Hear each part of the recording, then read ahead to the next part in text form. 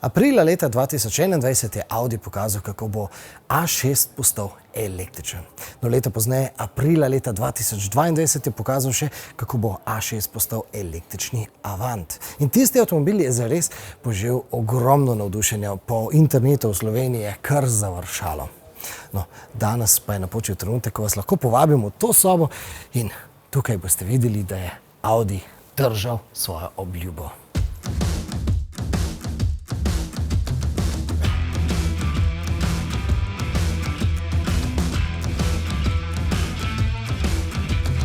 Pred nami sta torej prvi električni Sportback in prvi električni Avant. Oba s 180 prizmatičnimi baterijskimi celicami, ki ponudijo bruto 100 kWh elektrike. V tem primeru to pomeni, da imamo na razpolago do 750 km električne avtonomije in govorimo torej o skoraj 100 km daljšem dosegu kot pri tehnično sorodnem električnem SUV-ju Q6 e-tron. Pa seveda ne boste presenečeni, če bo zasluge za takšno učinkovitost v največji meri pobral kar vodja oblikovanja A6 e-trona Sascha Hayden. We call it black mask, and the black mask got the advantage that we could put all the main light functions inside these black masks, so we cover them and they are almost invisible. And therefore we got a very nice opportunity to create the slimmest headlight we ever have done so far. This is the headlight or daytime? That's the daytime running light, sorry, yeah. Okay. But the main light function is like sitting below in this dark black mask area. Why is this not one light only? Because for these appropriate light functions you need a lot of space. No matter the color, this will always be black. Yes, exactly. That's called the inverted phase graphically principle. Inverted phase. Super monolithic shaped clean surfaces. We reduced all the details to the max, so nothing we don't need is visible. But then in the bottom area we play this theme of the battery. So we show the heart of the car. That's kind of where we make techniques visible, and that's why we put this black inlay to communicate this. I was inspired when you said that this car also brings us back to the Audi 100 Avant. Yeah. Where can we see this? It's just like to imagine the Audi was very iconic in its Avant, in its station wagon design at that time. It got a very fast ankle in the rear, very fast. It's not like this, it's really fast. I'm speaking about the pillar as well, which is very dynamic, very far forward shooting. And these two elements also with a separate element on top is kind of a new iconic formal language element of the A6 e-tron Avant. But some brands would say this is a shooting brake. Could be, yes, shooting brake as well, which is very dynamically, this is actually a good example, push down and very dynamic rear ankle. So that's kind of this direction, yeah. The former C2 Audi 100 was already kind of a, let's say, former shooting brake, for instance, yeah. And that's what we want, giving this speed and this sporty feel of a shooting brake, yeah. So this is always black as well? Yeah, that's the aero element, also driven a lot by aerodynamics in general, the whole rear end, which this part is kind of aerodynamically thought out, and also this tail lamp, the sides here where the air can just pass by. Then this makes a big difference, how you put this ankle, how long this is in relation to that. And the airflow above all these elements is kind of generating the perfect layout. So we are working always with this kind of elements to bring them nicely together. It's the same with the diffuser, which just brings the air also together, that you have a nice airflow in the rear of the car.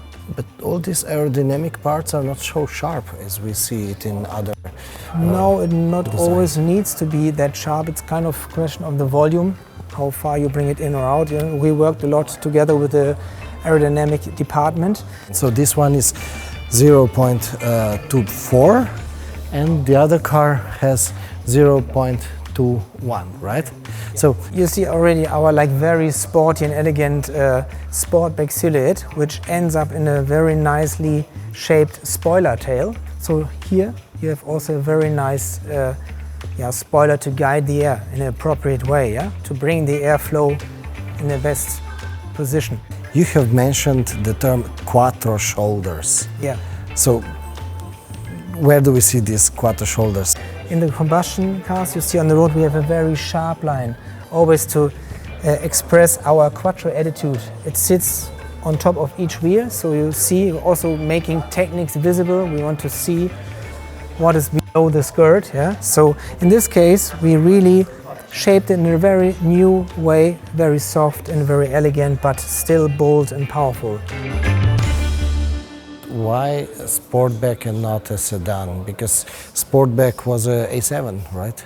Sportback was also A7, yeah. As a company car, as a manager car, Yeah. it should be a limousine, right? A sedan? Should I don't know. It's different style, but it's supposed to be also like a manager's limousine. That's let's say the modern limousine is the Sportback. The modern limousine is the Sportback. Okay. Pravila poslovnega razreda so torej zdaj res že povsem ohlapna. In prav je tako. Mimogrede, glede električnega A6 Allroada sem dobil izmikajoče odgovore. Potrdili so mi, da bo Allroad ostal v ponudbi, a tokratni elektroprojekt ni vključeval te terenske verzije. No, pa nadaljujmo s šefom oddelka, ki verjetno med vsemi Audijevimi razvojniki najbolj orje gladino. Ukvarja se namreč s področjem, na katerem uradniki najbolj zavirajo kreativo. Poklepetajmo torej s Štefanom Berlicem. We are standing pretty far away from the car because of the proximity function, Yes, right? yeah. We have this proximity indication actually for cars behind of you. If you're standing behind you and coming too close, then this car gives you an additional warning that tells you, oh, you're too close, and turns on all the light. It's not about glare or something, it's just to give you a bit more attention that you see, oh, I'm too close. Luč v službi komunikacije torej. Poglejmo še en takšen primer. For example, the colleague could turn on the hazard warning, and if you turn on the hazard warning, then you can see this communication light also pushing the hazard warning, or you get this information From the car to... from the internet or whatever, yeah? and then you give this warning then to the drivers behind of us. Or if you go, for example, also the car knows, oh, we might get a crash, it also turns on this communication. Yeah. Če se vrnemo k opozorilu na prekratko varnostno razdaljo, ne veselite se prehitro. Vaš Audi še ne bo posvetil, ko se vam bo kdo na avtocesti prilepil na vaš zadek. Pa ne zato, ker ne bi znal. This proximity effect on the road, when can we expect this? The proximity actually it's not allowed on the roads, it's only allowed when we are parking. When our car is standing, this proximity indication, so our car has to stand, then we can do this. We are not allowed to do this while driving because we are talking with regulations. Makes sense to have something like this in the future, to say, okay, we even have this proximity during driving, or having not just showing a triangle, but maybe having a flashing triangle or something like that. But it's future, we have to talk to the regulations if they maybe hopefully allow us. But this car actually helps us, because with this car we can go to the regulations authorities and can tell them, this is how it works. Don't you think it would be better if it would be flashing? Don't you think it would be better if you have this proximity also while driving? Because it makes sense. I think we will convince them. I'm pretty sure that it really makes sense. But tell me, what standards do you wish to have in this direction for the communication, for the light language? What do you wish for? In the safety communication, what we had some investigations, and we found out triangle. Most people say, okay, there's a dangerous situation. The other one was this line with the dot, with watch out. That was the other way how it could be, but this line is from a bigger distance, not as visible as this triangle. So we said we use this triangle. There are also discussions, for example, in the front light projection, snowflakes, or showing a deer, or showing an accident car or something like this. But that's quite complicated.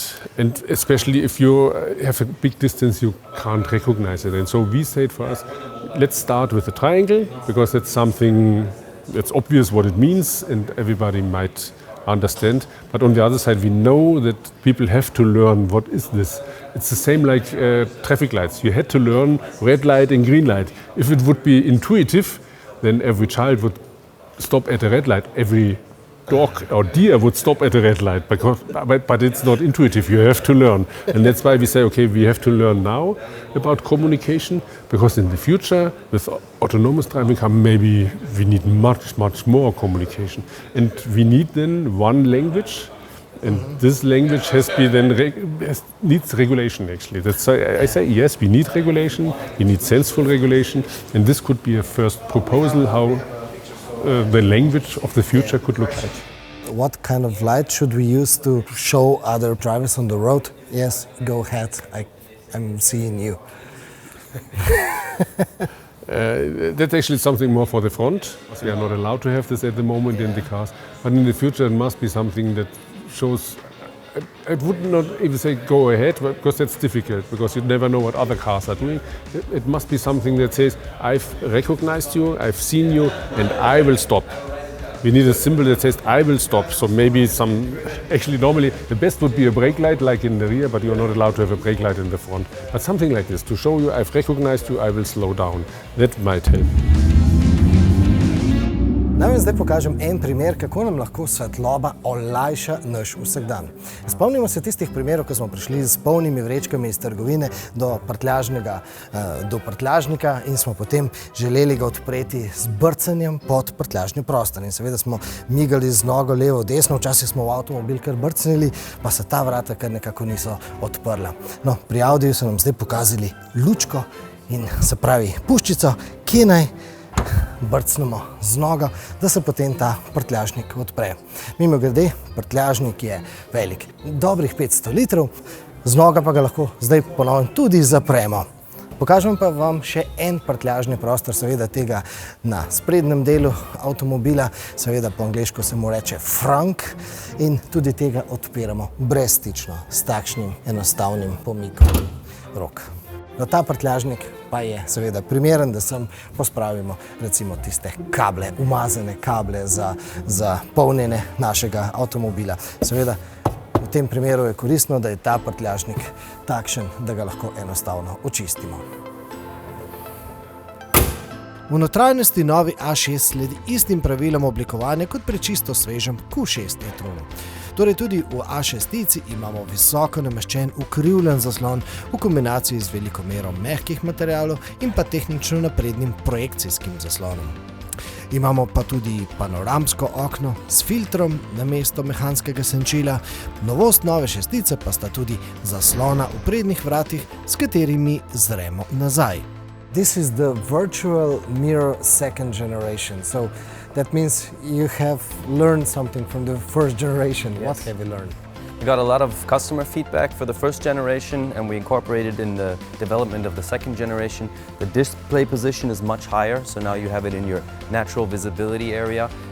And now when you lock the car, we have electric foldability, so you can immediately say that it's locked correctly. Many people want it on the conventional mirrors. They really like it, that they can see from afar, okay, my car is locked. So you don't need to look to the app? No.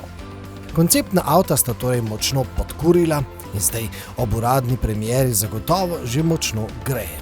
Da pa boste lažje počakali trenutek, ko bo prvi električni šestici končno možno tudi kupiti, predlagam, da se še malce pomudite pri napredni tehniki novih e-tronov. Naprimer, kako so dosegli, da bo potovanje možno nadaljevati že po komaj 10 minutah na polnilnici, no, o tem govorimo v videu, ki vam ga zdaj priporočamo za vaš naslednji klik.